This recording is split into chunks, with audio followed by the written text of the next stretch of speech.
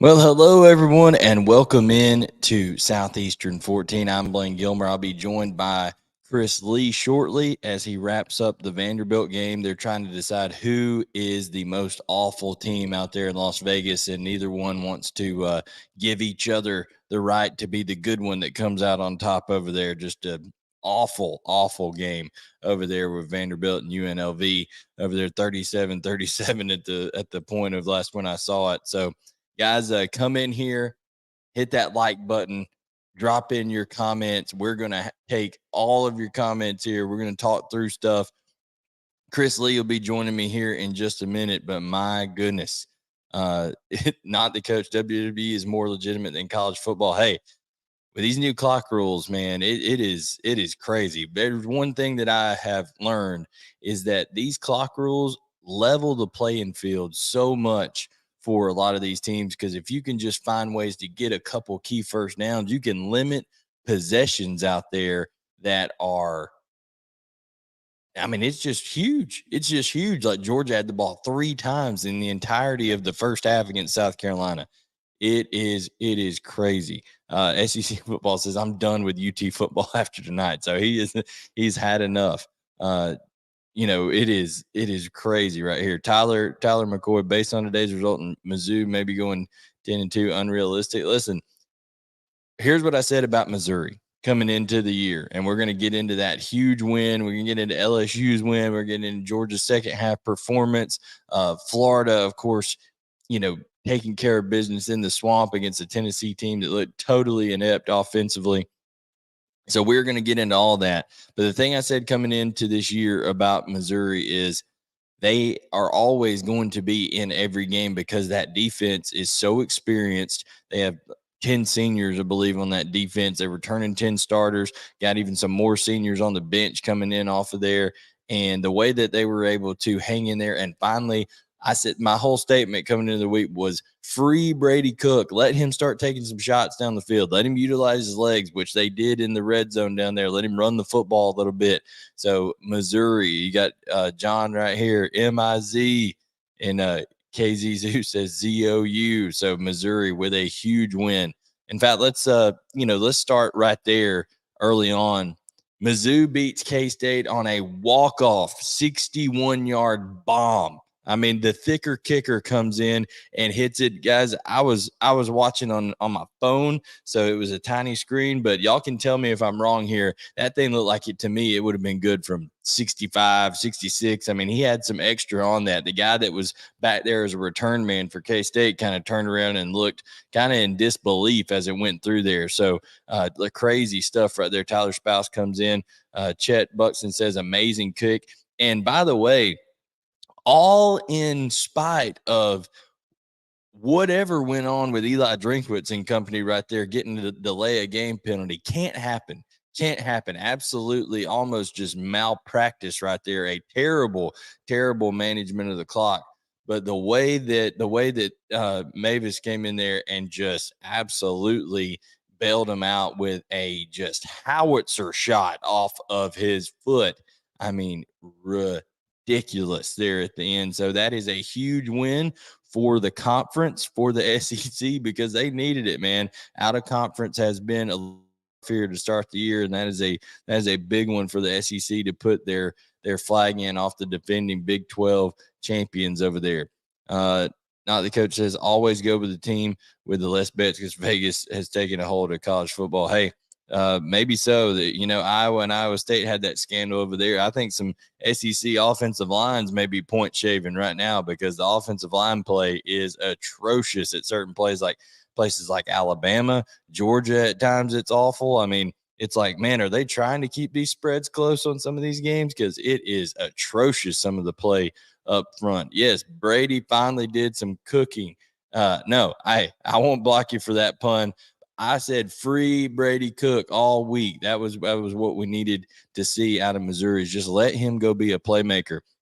Right now, as we're talking about this, Arkansas is trying to drive to pull pull even with BYU, and you go look at this box score for Arkansas and BYU as we're talking about this, and it's not like they've just been overly matched, outclassed by BYU. They just haven't had anybody step up and make plays other than Sategna on the punt return, which was unbelievable. Arkansas just doesn't have that explosivity in their offense, especially with Rocket Sanders not being there. Not enough separation by the receivers. Isaac Tesla makes some, really great catches at times, but just not a whole lot of explosiveness. And they just fumbled the football back to BYU, turned it over. So now they'll have 3 timeouts and the ball is in their own territory. My goodness. So Arkansas on the ropes here. Some of the cupcake wins. Texas A&M looks impressive over ULM. Auburn gets it going late. They had terrible quarterback play once again. Peyton Thorne, I think, at one point had 46 yards passing in the first half. That's 2 things that we're seeing. The offensive line play is not great at times for a lot of these teams, and some of the quarterback play is atrocious at times. Let me that's a good segue here into this. Joe Milton and Tennessee's offense get shut down by the Gators in the Swamp. I am telling you one thing. I said all preseason coming into the season, anybody that listened, Joe Milton has not proven that he can be the guy that, drives an offense that absolutely, handles all the pressure when it comes at him. Every time he's been a starter previously, he's lost the job. I wouldn't be surprised if he loses the job. I said before the end of the year, my bold prediction for Tennessee was that Nico Iamaleava, however you pronounce his last name, I'm going to say Nico would start multiple games for Tennessee. And I definitely think that comes to fruition there.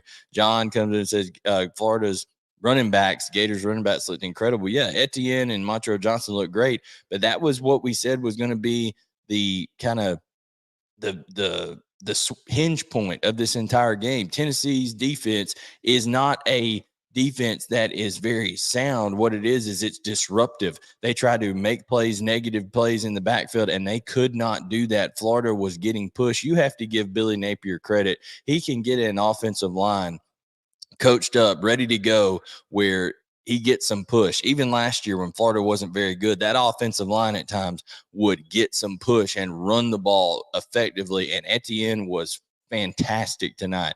On the night, let's see what the sophomore Etienne out of Louisiana, he finishes the night for Florida, 23 carries, 172 yards, 7.5 yards a carry and a touchdown. Trevor Etienne, just tremendously impressive tonight. Graham Mertz, he's not going to be somebody that just absolutely takes over a game, but if you give him that kind of running game that we saw here, he's able to effectively get the ball to Eugene Wilson, to Ricky Pearsall, guys enough to be able to move the chains. And it was the environment was hostile. Joe Milton did not handle it well. But getting back to Joe Milton, the main thing about him is, guys, he is not accurate, okay? And the late, great Mike Leach said, you cannot coach accuracy. Either a quarterback has it or he doesn't. Joe Milton has a howitzer attached to the right side of his body, a bazooka over there. But he cannot spot it at all. He has no idea where it's going. No idea. Not consistent.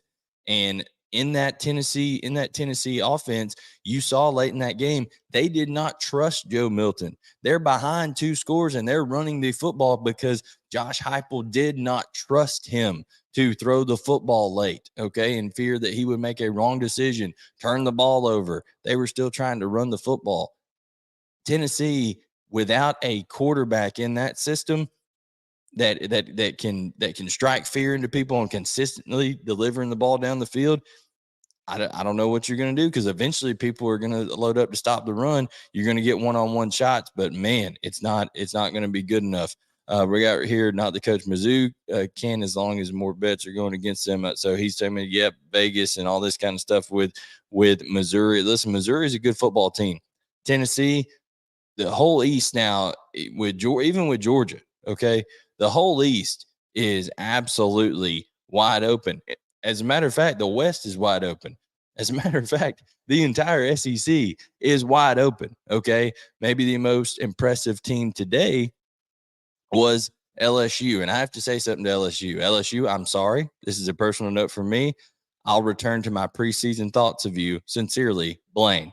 Okay, because I doubted LSU today because of, hey, they just totally quit in the second half of that Florida State game. And I thought, well, that is not a good indication of leadership on that team if they're just going to quit. And we saw that, hey, Florida State today, they beat Boston College by 2 points. So it's not like they're the 85 Bears or something. Okay. And they made LSU quit in that first game. But Jaden Daniels comes out and does the stuff that we thought Jaden Daniels would do in the preseason. I picked LSU to win the West. Okay.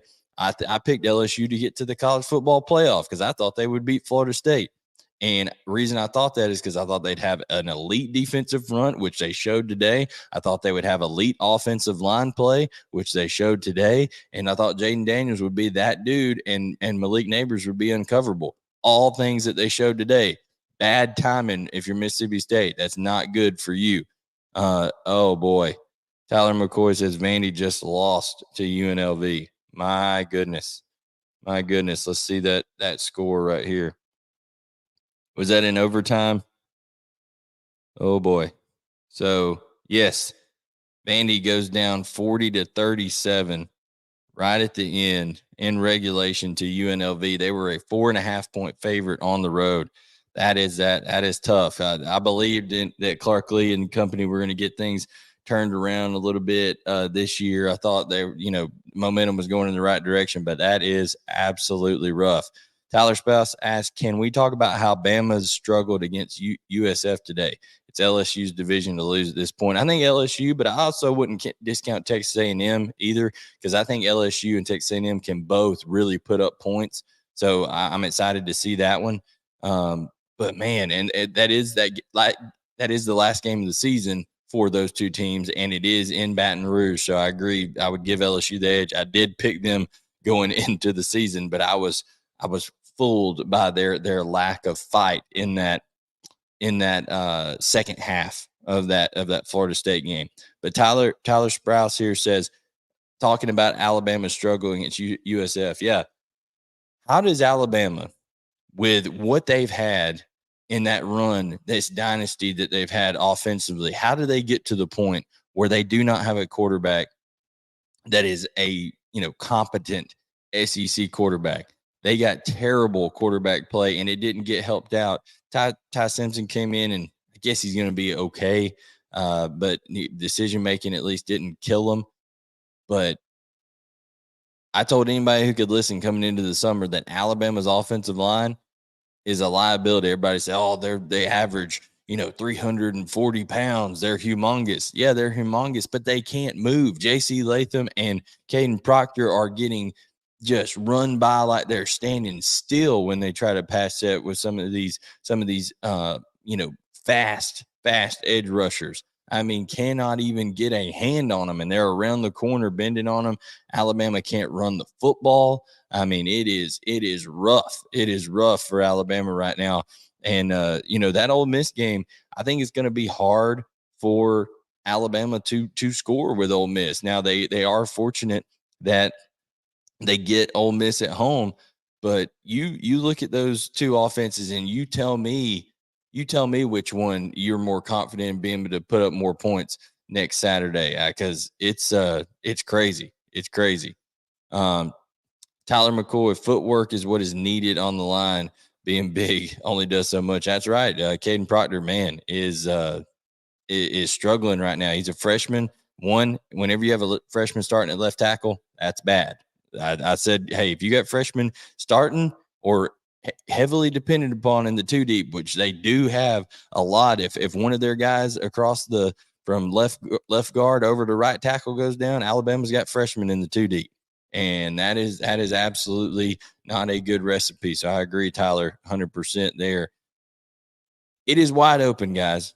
Absolutely wide open.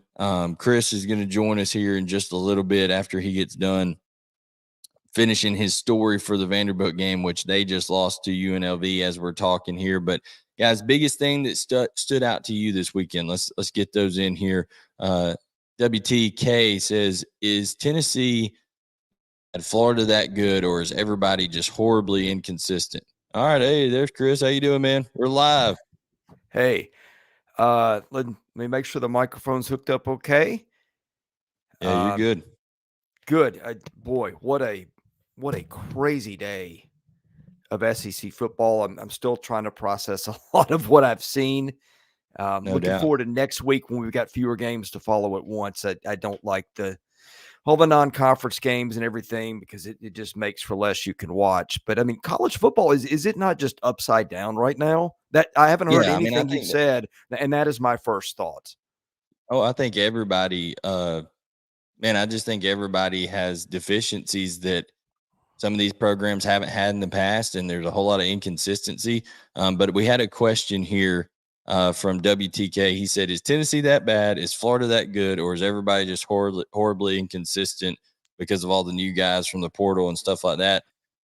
I think that you're seeing, in my opinion, Chris, I think you're seeing effects of guys from key positions, of course, going to the NFL. A lot of, I mean, a massive draft class from the SEC this past year. Guys who are directly contributing right now in the NFL, and then the portal. Usually, you had guys in there in programs like Georgia, Florida, Tennessee that had been in the programs 3 and 4 years that had kind of filled those roles. Well, now because of the portal and okay, if you're a backup, you go somewhere else. They don't really promote from within as much. It's like, okay, bring in a freshman, or now you got new talent coming in somewhere else. I think a lack of continuity within the program of the personnel itself is hurting some of these programs.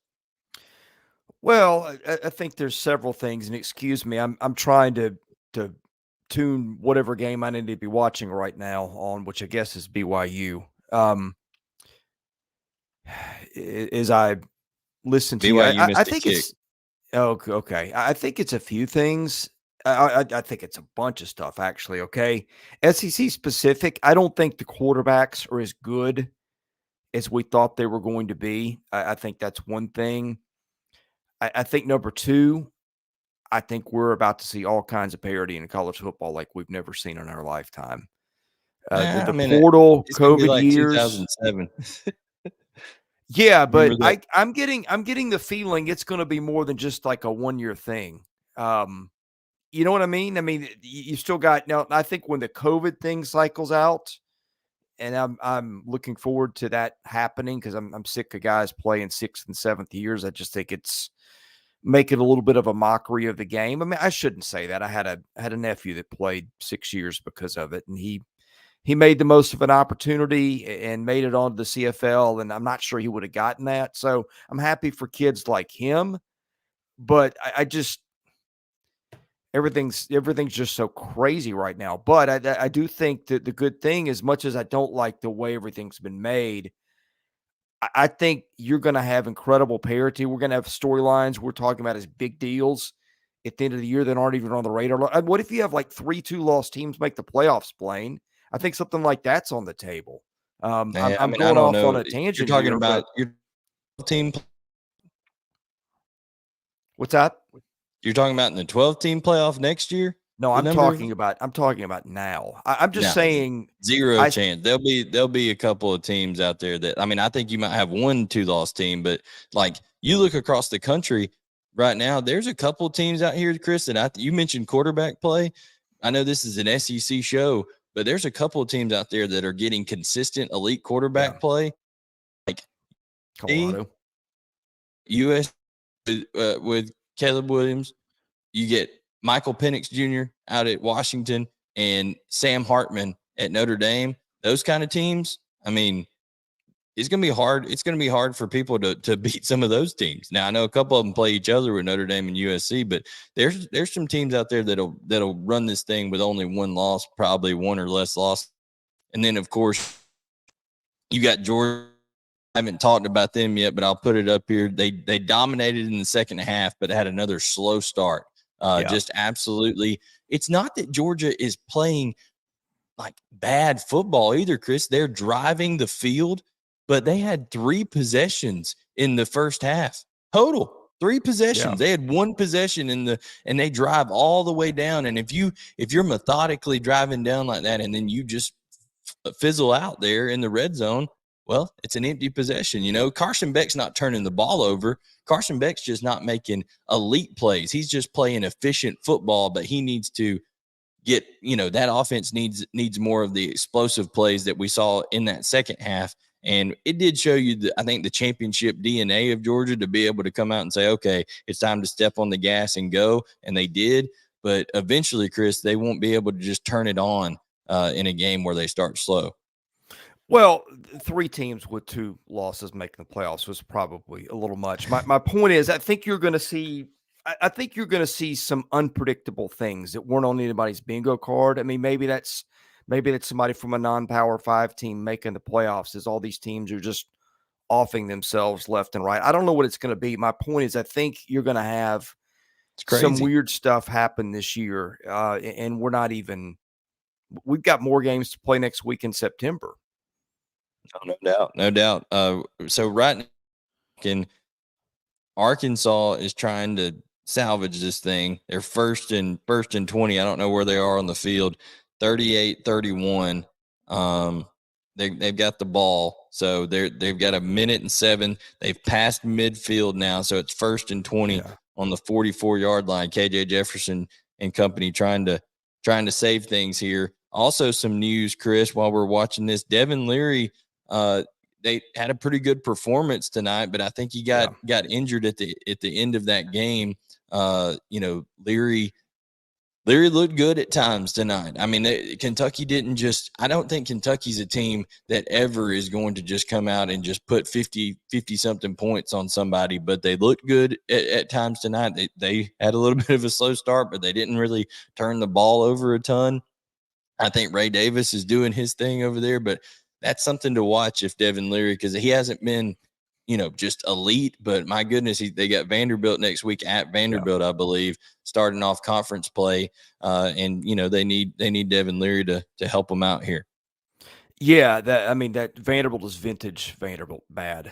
For those who didn't see it, they lost the game to UNLV and just only Vanderbilt could do this fashion. So yeah, I didn't get to see anyone that. Excuse me, I'm going to turn a ceiling fan on here to cool things off a little bit. But go ahead and continue. I'm listening. Well, I'm talking about this Georgia game, guys. If you're a Georgia fan or a South Carolina fan, drop your comments in here as we talk about this. It was a rain game, a little bit sloppy in terms of that, but you got to give credit, Chris, really a whole lot of credit to Spencer Rattler and his kind of resurgence here of just being able to. It's not like Georgia was playing bad defense most of the time either. Spencer Rattler was making some really good throws, and he was buying time there a lot, where he was drifting back, and would make throws, and then he had him going early.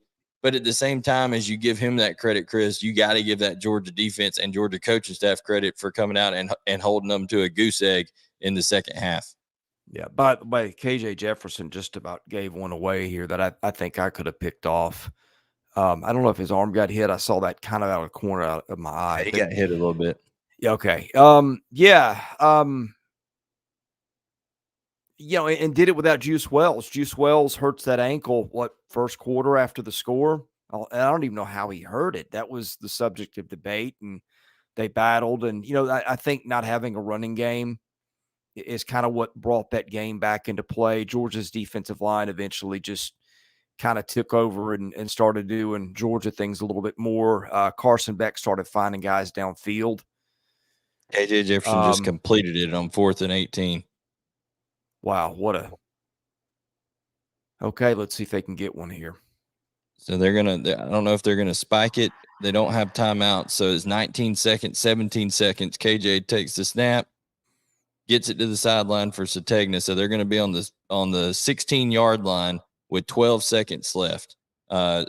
So as we're talking about Georgia and South Carolina, you're seeing in real time here, and that's why we do these reactions. We turn them on, and we're talking about Arkansas trying to come back in real time here. But Randy Payne comes in. Randy, we just watch a lot of our shows. Thank you, Randy. He says, "Go Dogs" from Tifton. So I appreciate Randy tuning in. guys, while you're in here and we're reacting to these games, we're waiting right here watching the last 12 seconds of Arkansas. Hit that thumbs up button. It helps us out a lot.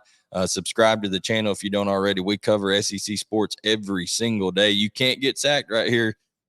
Oh, he Darn throws it near away. did. Almost Threw got it away. sacked. Almost got sacked. Oh, and a flag. Is that going to be a pass interference on? I mean, a holding on BYU maybe. Well, if it's on, Well, it's on the Arkansas. umpire threw his cap. So does that mean somebody ran out of bounds? Maybe. But if it's holding on Arkansas, is that a 10-second runoff? Is that the end of the game? Might be. It is holding on Arkansas. Nope. Well, it's not a 10-second runoff, I guess, because they said second down.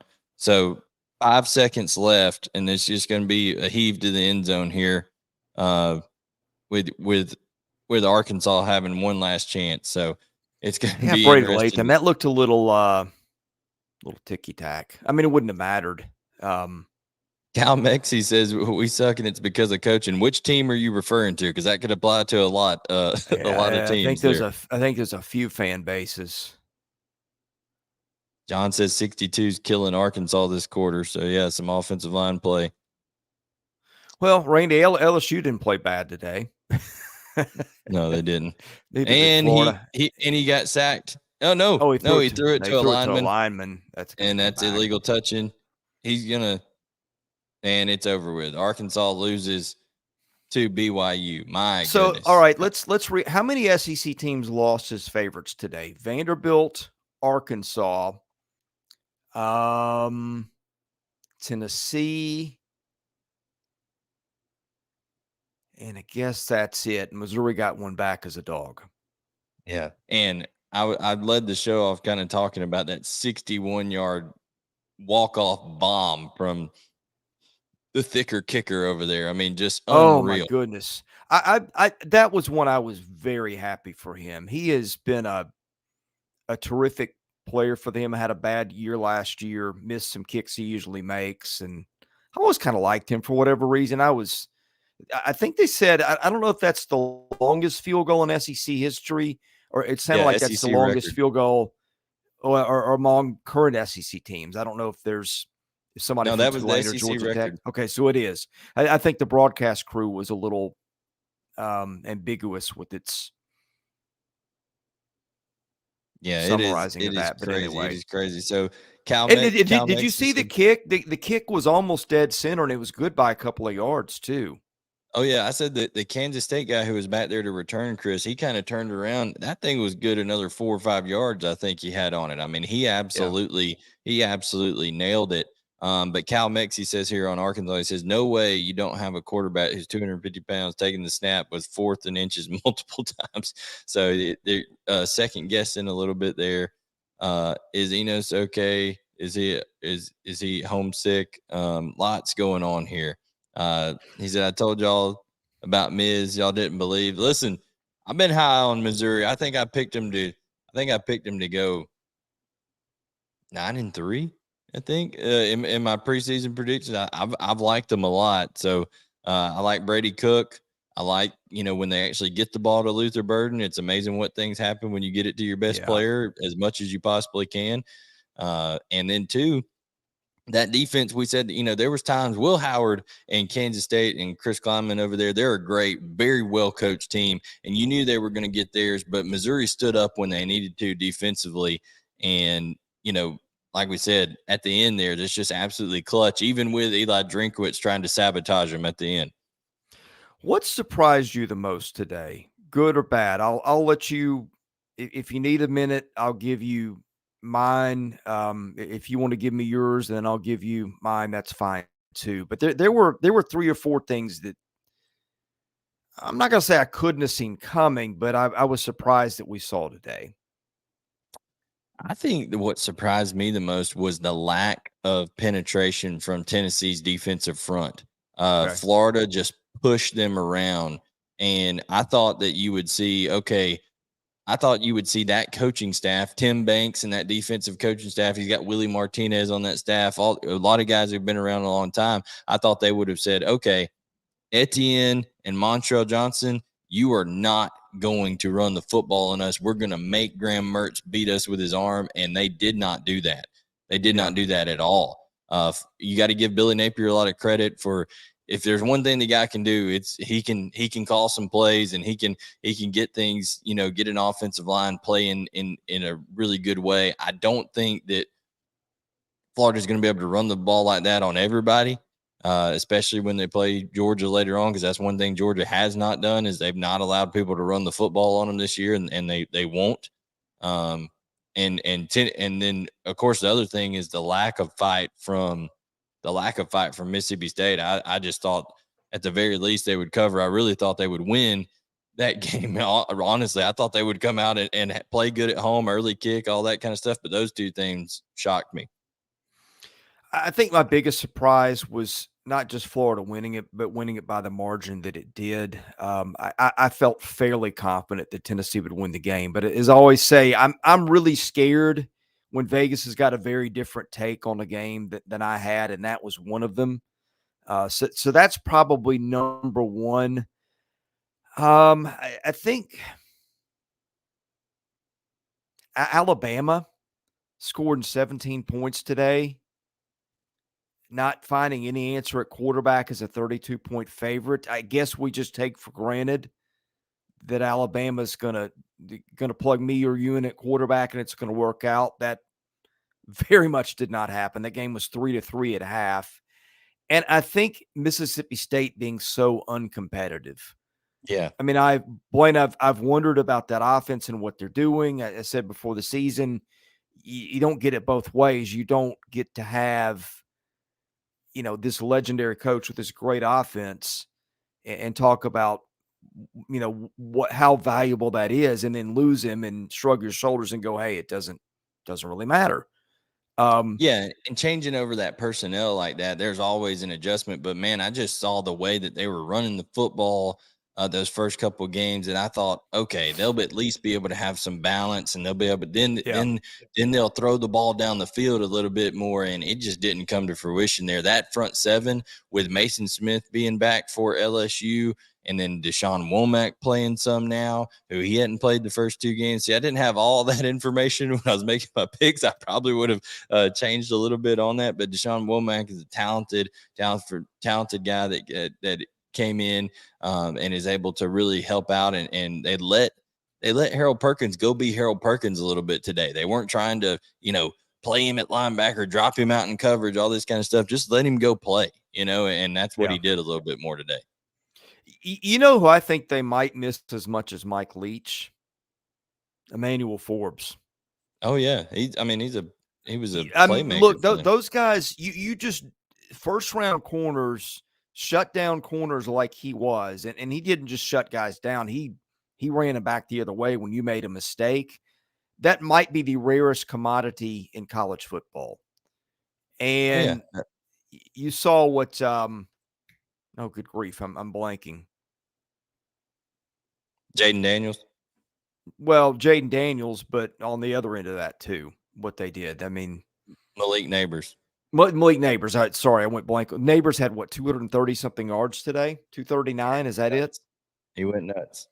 Yeah, I mean that's where a stud corner might come in handy. No doubt. And I just thought, hey, early kick, LSU, Chris, what we saw LSU do in that Florida State game was they gave up in that second half. There was quit in that team, and that's what concerned me, and that's what gave me reason to think, okay, Mississippi State, I don't think they'll quit, but boy, did they when they got punched in the mouth. A team that, even though it was a cupcake, that I continue, even despite the loss like last week, Chris, that I continue to be impressed with is Texas A&M, and that's because of the quarterback play. We talk about quarterback play. Listen to this for Connor Wigman. I don't care if you're playing on air. This is impressive. 25 of 29, 337 and a touchdown. He's got all those weapons over there. We saw the emergence of Reuben Owens tonight, that talented freshman running back.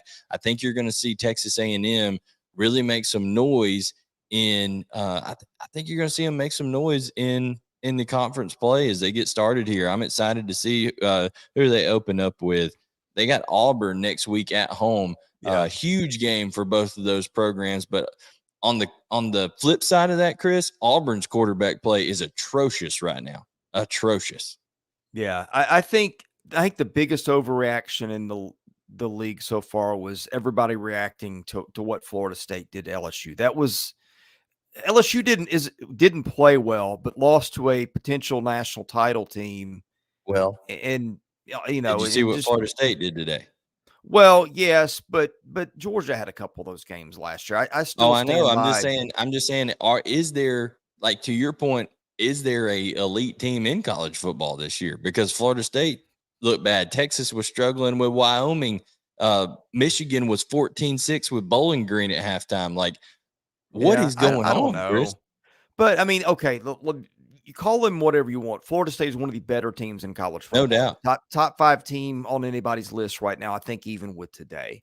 So 100%. you play a really good team. You just have one of those days for whatever reason, and everybody goes crazy because that's what they do in Baton Rouge when you have a game like that. And I think I wonder if A&M is a close second. What happened in Miami? Because that's not the way we would have drawn up A&M losing the game, right? Where they can't stop the pass, because even when they were a losing team a year ago, that wasn't an issue. So I thought maybe that's something, or maybe it's just one of those one-off, just not your day. And so I don't think destroying ULM today, No, but tells us much, but maybe next week. we'll find out if that secondary has problems next week against Auburn, because Auburn is not good at all in the passing game. They don't have very many weapons at receiver. So if Texas A&M struggles at all in the secondary, then we'll know there's a problem, Chris, over there, because they're going to be at home. I expect Texas A&M to handle business in that game, and then Texas A&M after that will have Arkansas in Dallas. So Yeah. Arkansas's got to get recuperated here, but they don't have much time to do it because they have to go to Baton Rouge next week, and that is tough after this loss to BYU. Yeah, I'm going to take a quick look at next week. Alabama Ole Miss gets really interesting.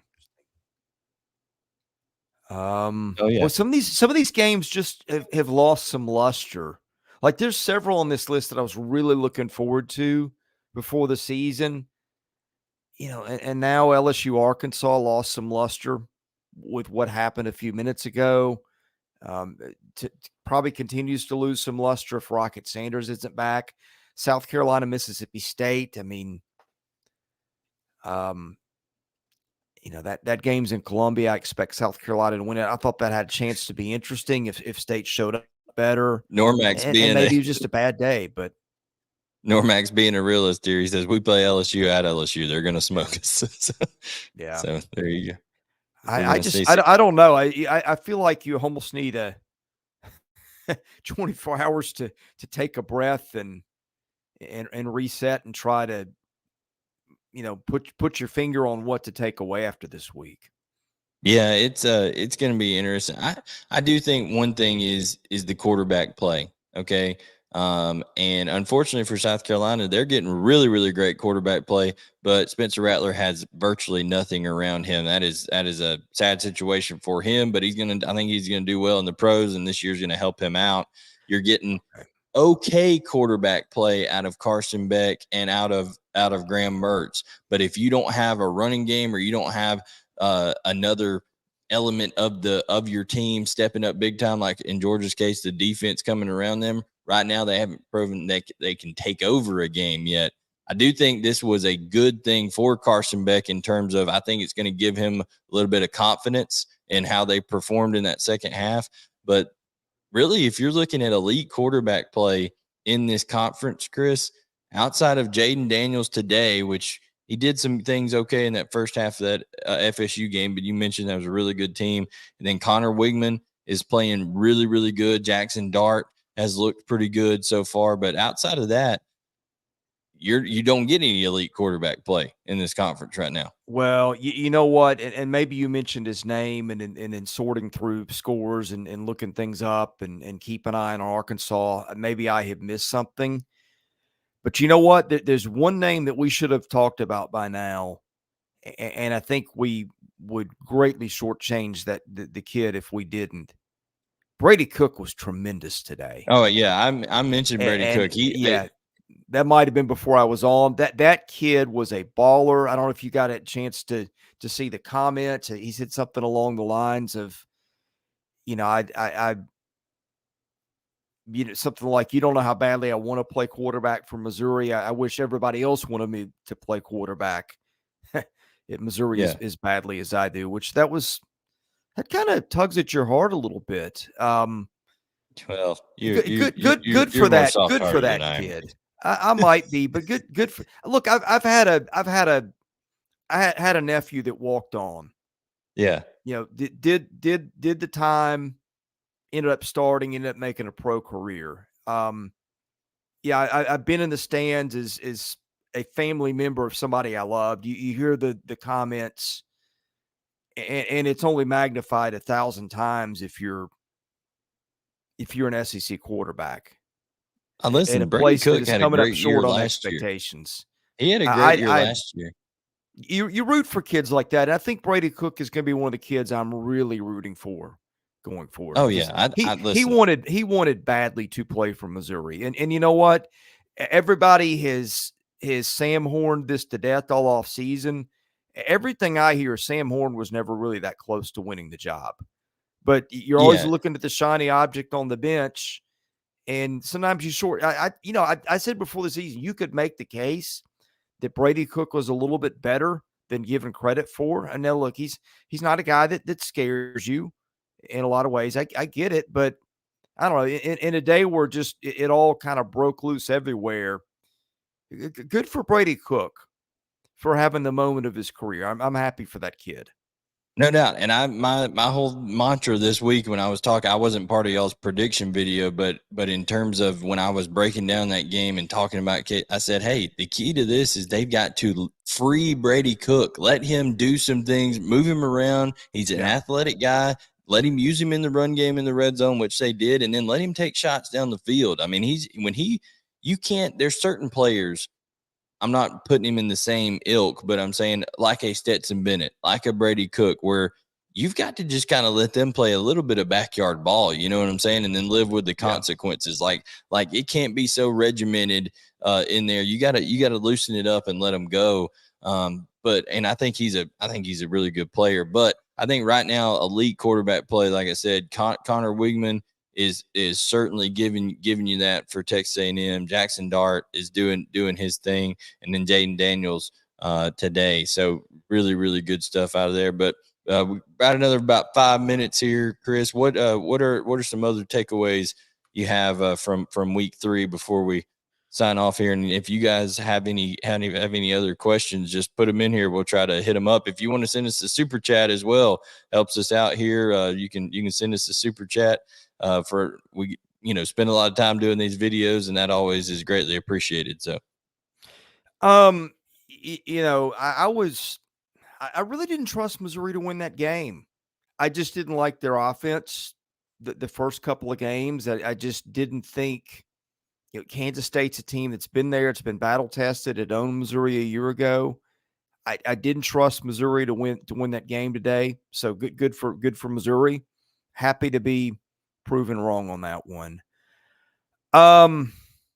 This one isn't going to get a lot of coverage, and I feel horrible for him because I think he's a first-class human being, but I don't know how Clark Lee puts it together going forward at Vanderbilt. They lost a horrible one tonight. Vanderbilt was up 17-0 in that game. Came back, tied it late. Had a couple of just head-scratching moves down the stretch. I think that's a thing to watch. I think a lot of eyes are going to be in Knoxville next week because you knew the minute Joe Milton lost a game like that. what did I tell you, Chris? What was my bold prediction? You called that before the season, and I don't know that tonight was Joe Milton's fault. Well, he's not accurate. He misses throws constantly. He just can't. He's not accurate. Their defense didn't show up like I thought it would. That game, and we talked about that one a little bit. We said game flow is going to be important there because if Florida got a lead, what was it going to do?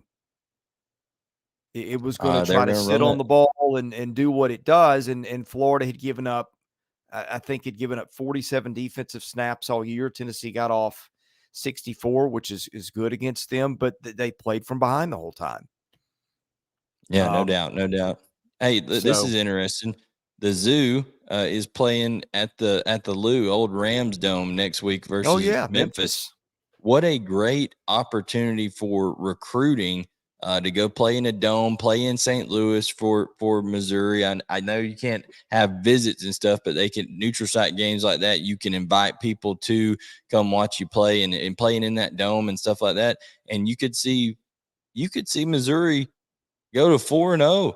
I mean, and then have a really, really big game coming next. So they've got, or Vanderbilt, they could be 5-0 with LSU coming to town on October Hey, 7th after that that Vanderbilt game. I will go one step further.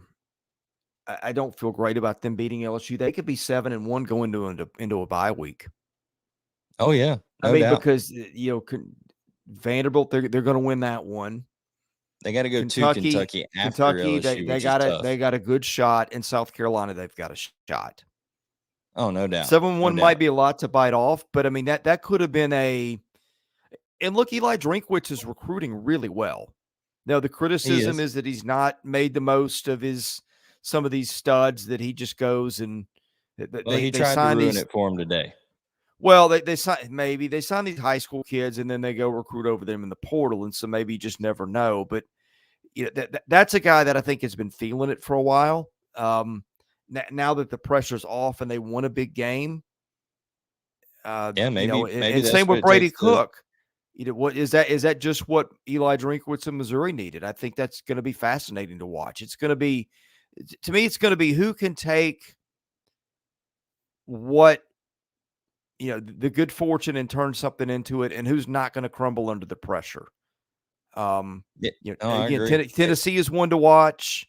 Arkansas, there's a Fire Sam Pittman comment in here. I think they feel they should be better. I think that one's kind of harsh given what he took over, but I'm not the one making the call there. Yeah. I don't know. I'm sure there's a lot of stuff that I haven't even had the time to unpack because today was just so unusual in so many ways. But those are some things that I'll be thinking about when I think about SEC football tomorrow. Yeah, I want to see if Frank Harris gets back for UTSA, because UTSA didn't have Frank Harris against Army, and they lost to Army. But UTSA is a team that has you know played a lot of good football over the last couple of years, and Frank Harris has been there for 7 years. So I wonder if he gets back, and if Tennessee struggles early like they did with Austin Peay, is that when the change comes for Nico over there? Because we'll see. What We'll was the see. injury with Frank Harris? I don't know. He was at I just know he was out for that Army game. He didn't Okay. play for him in that. So, but guys, we're coming up on a just a couple minutes left here. If there's anything else that you have, Charles Conway says Missouri challenged Georgia last year. Don't sleep on that factor because senior year change. Listen, a little bit different going to Samford. I know that they struggled, but I think that may be a tall order there. I think Carson Beck, like Brady Cook, is only going to keep getting better. I think those are two quarterbacks that I think you're going to see continue to progress, because Chris, one thing that they're doing is that they're both making good decisions with the football. You know what Yeah. I'm saying? They're not putting it in harm's way. And I think you're going to see Carson Beck continue, especially with Ladd McConkey getting back. I think Ladd McConkey is not being out really hurts this team in terms of spark, leadership, things like that. And, I said one thing you got to point out with Georgia. Stetson Bennett was an emotional leader in terms of, had a lot of swagger, a lot of confidence. And then Nolan Smith was a unbelievable emotional leader for Georgia. I don't know who the emotional leader is right now for Yeah. Georgia. That's where I think the problem is. They don't have the leadership. So we'll see how that goes.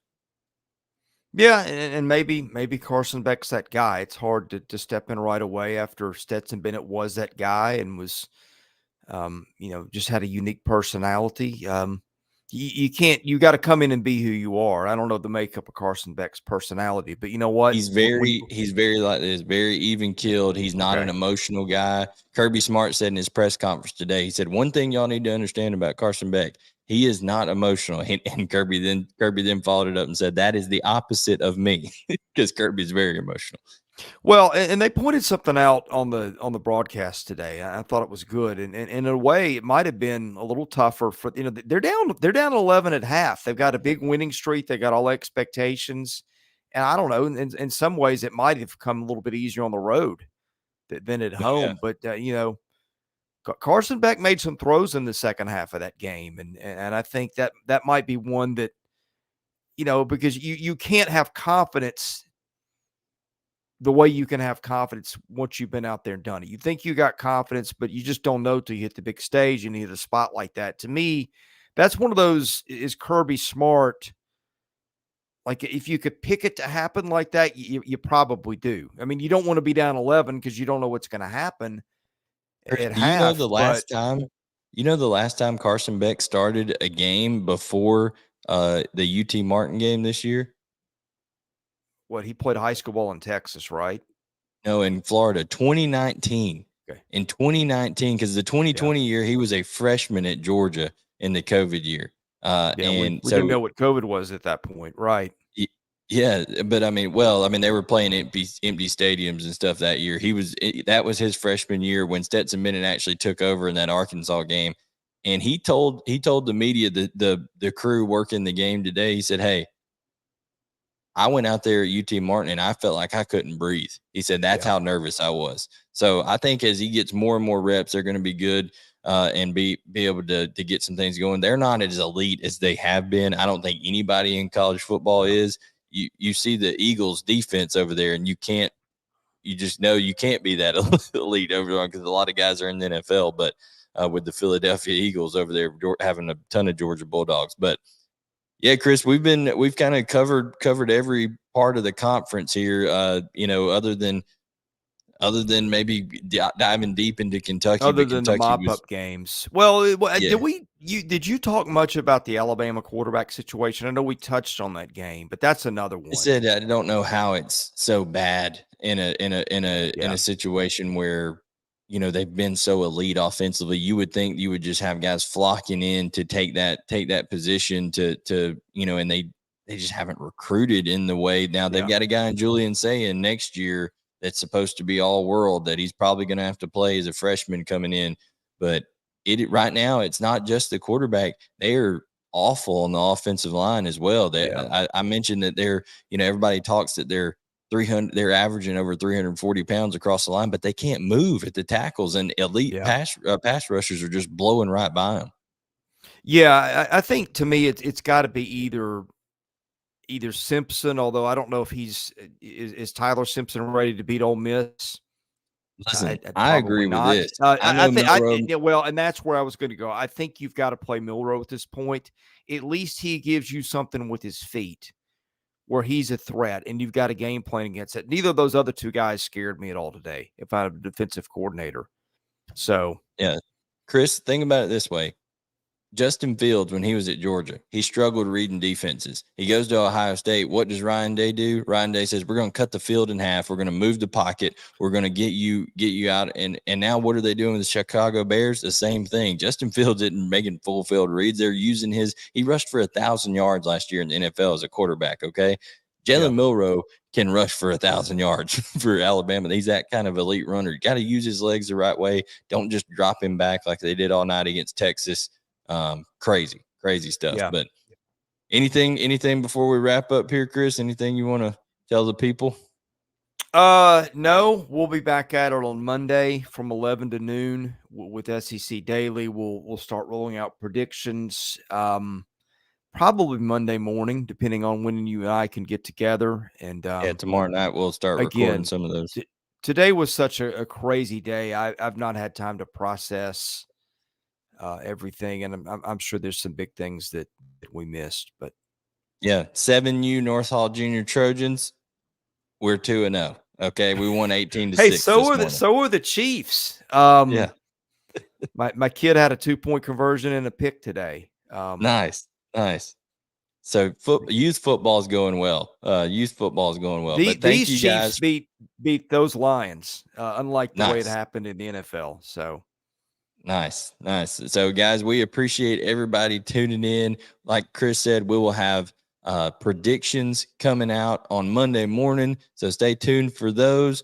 And of course, our full week of content that is just absolutely loaded. Like, subscribe, turn on notifications. Chris, go ahead and send us home, man.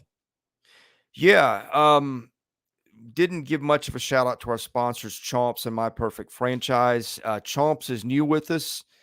You see this package. I got it yesterday. It's empty because the product is that good and it's good for you. So be sure and check out those guys. We've got promo codes on some of our other videos, and myperfectfranchise.net. My buddy Andy Ludicky works with them. They're a company that matches you with franchises that fit your needs. So we talk more about those on our weekday shows. But thanks to those guys. Thanks for the audience. I know it took a little bit of a hit tonight as I was a little later getting to this than I planned, but that's how it goes sometimes. And yeah, lots to talk about all next week. All right. Thank you guys for tuning in. For Chris Lee, I am Blayne Gilmer. We'll catch you guys next time to talk more SEC football right here on Southeastern.